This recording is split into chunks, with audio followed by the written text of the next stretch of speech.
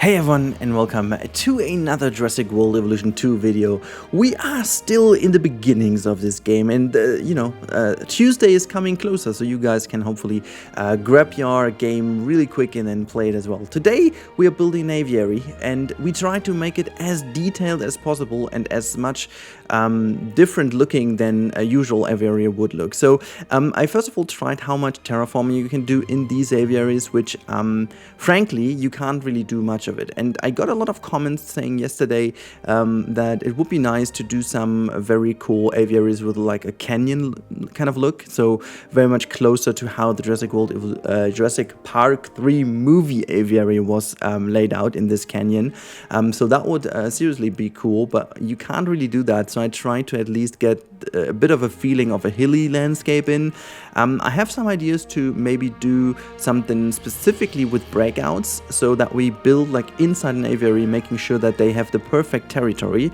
And then what we will do is we will basically make sure that we bring the dinosaurs into another aviary in which they are not feeling happy until they break out, and then hopefully they will get into this area that they will make their own then, because this is how the game mechanic works. They will remain inside of the overall park territory, but then they will search for a suitable territory which has all the goodies that they need, like forest and water and stuff. And I have the idea, if I make the aviary that they live in perfect, which would be the perfect territory for them, then I could just go in and make a little swapperoo, bring them into another aviary, make them very unhappy so that they break out, and then delete the aviary that they used to be in. But I tested it, the actual build that you did should remain the same, so basically just the boundaries will disappear, in fact. So this is kind of my plan, but today we are not doing that. Today we are doing just a maximum details, so to say, in this build. And I figured during building that you can utilize some decor elements to make them land on. Like I knew that they can be built in there, but you can actually use them to land on. However, today will be a bit more music focused for you, so I will leave you alone with the speed build now for, let's say, well, 9-ish minutes, and then there's a long real-time part in which we are going to do a lot of looky look at these wonderful animals and how the final result looks. So hopefully you're gonna enjoy. I talk to you in the real-time part.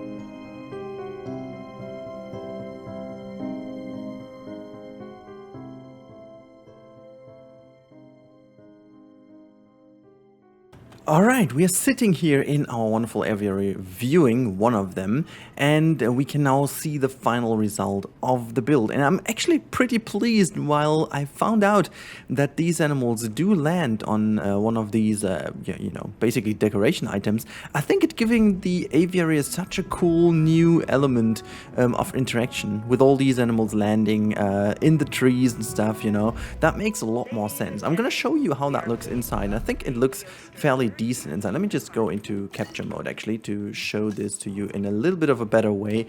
There you go. That looks a lot more like it should. Also, we can, what we can also quickly do. Let's go to settings. Whoops, that's the sandbox settings, and we go to day and night circle. There you go. Apply changes. Yes. And now we can go into the capture mode. Where's the capture mode? There you go.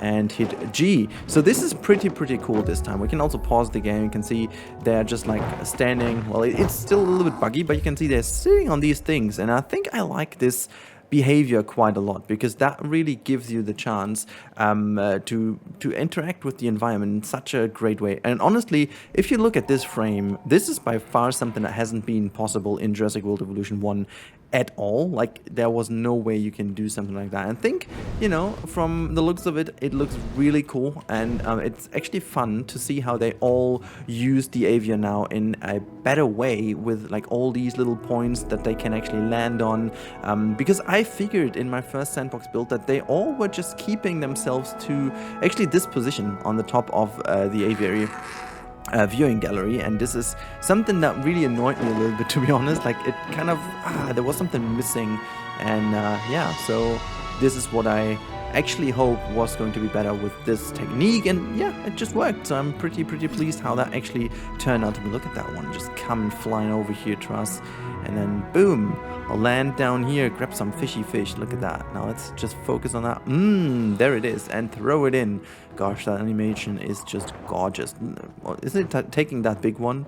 There are like some gigantic fishies in there, and then they pull these small ones out. You can just take one of those big ones and you have them. Also, shall we just check out the patterns really quick? Because I figured that we could do some gene modification. And look at that one. Doesn't that look absolutely fantastic? Like it almost looks like a little bit of a stealth, like camouflage kind of skin pattern. That looks really cool. Same of this one. But I did some different ones as well. Look at that one. This looks like a big boss with like a reddish in between. I like the fact that you can see the patterns now a lot better in the preview in the research center. That's helping a lot to figure how these look. I also made some completely white ones. Not sure if it's that one, but yeah. I think it could be, but look at the pattern. That looks so fantastic. I really do admire these white ones, to be honest. They look frightening, but good at the same time. We can also go over here. This is like the other viewing experience you would have from over here. Also, I like this view quite a lot. We can jump into that one, as you can see. And yeah, I'm a big fan of it. I'm a big fan of this aviary, man. It's something I didn't plan to do. I was like yesterday, just like, what, I just should test the aviaries a little bit more. So I sat down today to do so. Let me show that they can land real quick. God, look at that one. It is such a badass pattern. I like this. I think I like this a lot. Please don't ask me which one it was. I just did some experimenting down there in the settings, and then, I just came to the conclusion that I like this, and so that's how it is. And yeah. Also, this pattern reminds me so much of the SpaceX Starship with all the heat sheet tiles, whatever. It's a hexagon. It's nothing special. Rudy, calm down. Don't be too happy about everything. I am. I'm just like very easy to please. At least when it comes to these cool things. Gosh, look at how that all...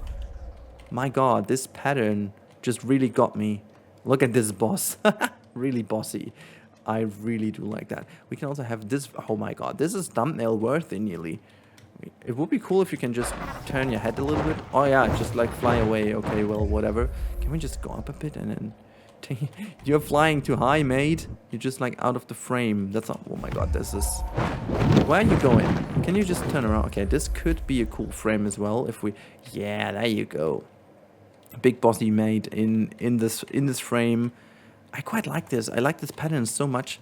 We can also just go here to the side and then look at all the details on the snout, and like I think the pattern and the skin is really dang good. They stepped up their game again quite a bit, and I like this. The dinosaurs look really, really cool. Some of the things in the game, I'm not really sure if I like them or not. I just have to look a bit more into it, but I think the dinosaurs again look fantastic. I also like the rocks. The rocks look fantastic as well.